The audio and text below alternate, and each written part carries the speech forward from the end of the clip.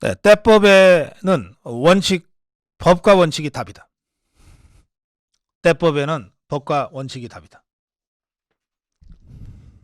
여러분들 지금의 이 상황을 좀 이해하시기 쉽게 제가 몇 가지 역사적 사례를 정리해서 여러분께 좀 말씀드리려고 합니다.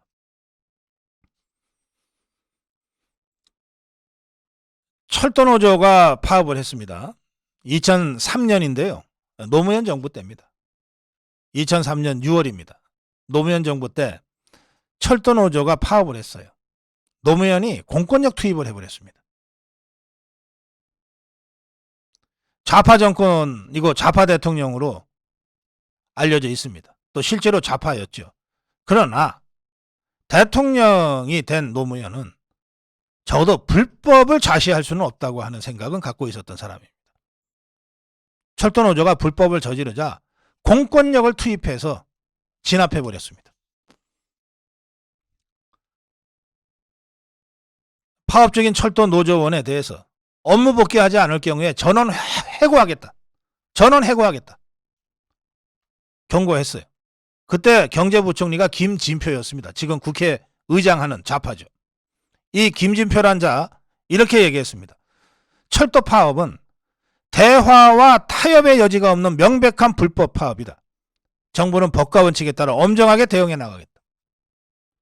20년 전에 지금 국회의장 김진표가 노무현 정부에서 경제부총리 할 때 불법 철도 파업에 대해서 이렇게 대응했어요. 노동운동을 멋대로 해서 법대로 바꿔야 되겠다. 이게 노무현의 워딩입니다. 그러면서 철도노조 농성장에 경찰력을 투입해서 진압한 데 대해서 노무현이 이렇게 직접 얘기합니다. 적절한 조치였다. 앞으로도 엄정하고 단호하게 대처하겠다. 그때 이 노무현의 이 발언을 기자들한테 전한 자가 누구냐? 민정수석이었던 문재인이었습니다. 20년 전입니다. 당시에 민노총은 지금과 똑같이 대응했어요. 대정부 선전포고를 하고 전면전이다 그러고 나섰습니다. 그러나 한번 공권력 투입되니까 깨갱하고 꼬리 내리고 다 도망갔습니다. 그렇게 해서 법을 세우는 겁니다. 2003년 8월입니다. 이때도 노무현이 대통령 할 때인데 화물연대가 파업에 들어갔습니다. 6월 달에 철도노조가 박살난 다음에 두 달 있다가 화물연대가 다시 대든 겁니다. 2003년 이 기사에도 화물연대의 집단 운송 거부 용어가 이렇게 나옵니다. 노동자가 아니니까 파업이라는 말을 쓰지가 않는 거예요. 20년 전에도. 지금도 개념 없이 화물연대 총파업이라는 단어를 습관적으로 쓰고 있는 좌파 언론들 당장 고치세요. 화물연대 집단 운송 거부 6일째 경찰이 법원으로부터 압수수색 영장을 발부받아서 화물연대 지도부 체포에 나섰습니다. 노무현이 이렇게 진두지휘했어요. 화물연대 집단 운송 거부 6일째입니다.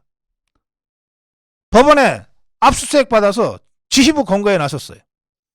노무현은 이날 국무회의에서 이렇게 얘기했습니다. 물류와 같은 국가 주요 기능을 볼모로 집단 이익을 관철하려는 기도는 결코 용납돼서는 안 된다. 지속적으로 단호하게 대처하라. 좌파들이 신천을 떠받드는 노무현이가 20년 전에 화물연대의 집단 운송 거부에 대해서 이렇게 입장을 가지고 있었던 거예요. 노무현은 이렇게도 얘기했습니다. 화물연대에 대해 대화의 문을 열어놓고 다양한 채널로 설득하는 등 노력은 하되 대화하려는 성의가 없거나 대화를 거부하는 경우에 법과 원칙에 따라 엄정하게 대처해야 한다. 윤석열 대통령과 원희룡 장관이 딱 이처럼 해오지 않았습니까? 화물연대와 무려 수십 차례에 걸쳐서 대화를 해왔잖아요. 원희룡 국토건설부 장관, 교통부 장관이. 이 집단운송 거부 상황에서도 두 차례나 정부가 화물연대와 대화를 했습니다. 그런데도 저자들이 되풀이하고 있잖아요. 말도 안 되는 요구를. 그리고 정치 투쟁의 성격을 갖는 연대 투쟁들이 벌어지고 있잖아요. 이거야말로 법과 원칙의 문제고 체제 유지의 문제입니다. 노무현은 어떻게 했냐? 화물연대 의장 등 지부장급 16명에 대한 체포조를 구성해서 검거에 나섰습니다. 당연히 당시 민노총은 노동계에 대한 선전포고다 이러면서 대정부 투쟁을 전개하겠다고 야단들을 떨었어요. 그런데 이런 단호한 대처로 집단 운송 거부에 나섰던 화물연대 회원들이 속속 복귀하고 사태를 수습됐습니다. 화물 차량 운송에 대한 방해 사례와 관련해서 당시 경찰은 26명을 현장에서 검거하고 4명을 구속시켰습니다. 당시에 20년 전에도 제일 먼저 복귀 명령을 내려줬던 곳이 벌크 시멘트 트레일러 BCT 분야였습니다. 또 당시에도 화물연대가 전략적 거점으로 상정했던 곳이 광양항, 경기도 의왕시 내륙 컨테이너 기지, 부산 신항 등이었습니다. 당시에는 부산항이죠. 신항이 아니고. 20년 전과 지금이 뭐가 다릅니까? 똑같아요.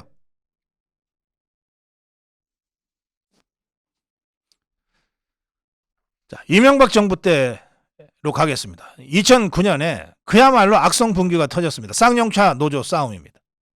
쌍용차 노조가 평택공장을 점거 농성했습니다. 옥새 파업이라고 목숨 걸고 싸운다고 민노총이 총력전을 펼쳤습니다. 2009년입니다. 노조는 쌍용차 관계자들, 기업 측과 경찰이 평택기지에 진압해서 자기들을 분쇄할지도 모른다고 생각하고 공장에 진입하는 것 자체를 막기 위한 철벽을 지긋들 딴에는 쌓았어요. 벽돌을 쌓고 화염병을 만들어서 쌓아놓고 볼트와 너트로 새총을 만들고 강목을 준비하고 쇠파이프를 준비했습니다. 예, 경찰 진압 계획을 마련하고 8월 5일에서 8월 4일, 8월 5일 이틀 동안 강제 진압에 들어갔습니다. 단수 조치하고 가스 차단하고 소화전 차단하고 전기 차단하고 그리고 작전 들어갔어요.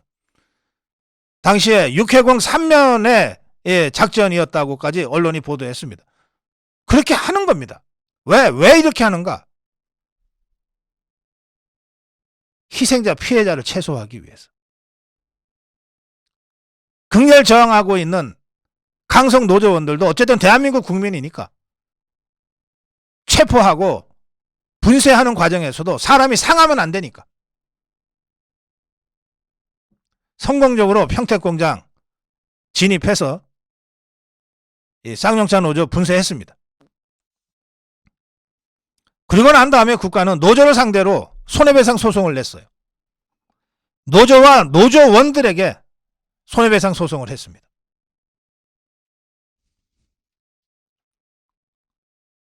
뉴욕 사례도 있습니다. 이건 2005년에 있었던 일인데 대중교통 파업과 관련해서 뉴욕시가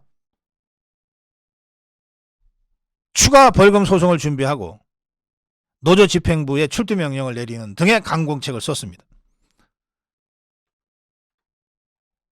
불법 파업을 주도한 노조에 대해서는 법원이 당시에 하루에 100만 달러 벌금을 내라 이렇게 판결을 했어요. 뉴욕 주 법원이. 그런데 여기에 더해서 파업한 노동자한테는 하루에 2만 5천 달러를 내라고 하는 선고를 내렸어요. 노조에 대해서는 100만 달러 벌금을 내라고 이미 판결을 했는데 법원이 노동자 개인에 대해서는 하루 2만 5천 달러를 내라고 하는 소송을 다시 제기한 겁니다. 뉴욕시가. 당시 뉴욕시 이는 이렇게 설명했습니다. 이 사건을 담당했던 재판장 존스 판사가 이렇게 얘기를 해요. 노조가 공공기관 종사자의 파업을 금지한 현행법을 위반하고 파업을 강행한 경우 집행부를 구속할 수 있다. 이 얘기는 뭐냐 하면 야, 너네가 구속을 원하면 내가 징역형을 때릴 수 있다. 뭐 자꾸 왜 벌금을 내라고 하냐. 그러자 마이클 블룸버그 시장 이 불법 파업을 완전히 원천 정리한 것으로 유명한 사람이죠. 마이클 블룸버그 시장이 이렇게 얘기합니다. 구속은 그들을 순교자로 만들 수 있다. 벌금을 부과하는 것이 더 효과적이다. 그래서 벌금형을 요청했습니다. 블룸버그 시장의 이 말에 많은 뜻이 담겨져 있습니다. 저희 고성범 본부장이 지난주에 시청자와 함께해서도 그런 얘기를 언뜻 했는데, 지금 좌파들은 말이죠, 이렇게 투쟁하다가 감옥 가면 무슨 순교자처럼 추앙받습니다. 영웅 대접받아요. 그리고 그 가족들과 그 노동자에 대해서는 민노총이 비축하고 있는 투쟁 자금으로 월급 이상의 보상을 해줍니다. 그렇게 해서 감옥 가봤자 그저 1심 집행유예면 한 2달 살다 나오는 거고, 2심 집행유예면 한 4-5달 살다 나옵니다. 편안하게 정부에서 먹는 밥 줘가면서 안에 들어가면 정치범 양심수 행세하면서 대접받으면서 살다 나옵니다. 그러고 나오면 한두 단계 올라가요. 자기네 좌파 진영 내 질서에서는. 그러면 마이클 블룸버그가 아주 본질을 정확하게 꿰뚫은 거예요. 섣불리 구속시키면 그 자들이 순교자가 된다. 더 숭앙받고 추앙받는다. 우리는 그 자들을 순교자로 만들고 싶지 않다.